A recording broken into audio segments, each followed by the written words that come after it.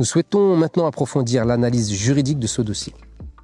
L'article 312-1 du Code pénal définit le délit d'extorsion comme le fait d'obtenir par violence, menace de violence ou contrainte, soit une signature, un engagement ou une renonciation, soit la révélation d'un secret, soit la remise de fonds, de valeur ou d'un bien quelconque.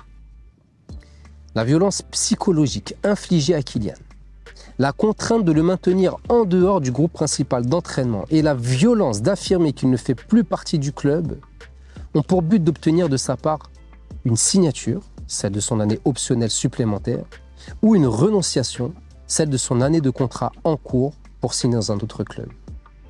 Ne serions-nous pas dans la définition du délit d'extorsion selon les fondements de l'article 312-1 du Code pénal ?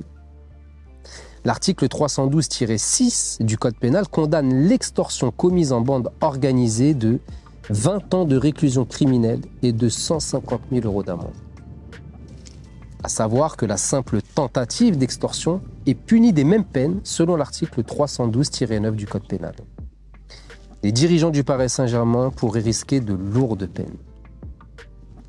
En privant Kylian de l'optimisation de ses performances, en l'exposant à un risque de blessure plus élevé, peut-on considérer aujourd'hui que le Paris Saint-Germain porte un préjudice à l'équipe de France et par extension à la nation tout entière ?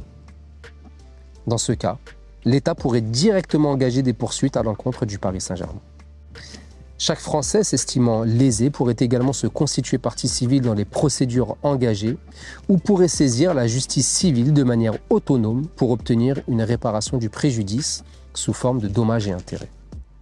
Quelle somme cela pourrait-il représenter à l'échelon de la nation tout entière ?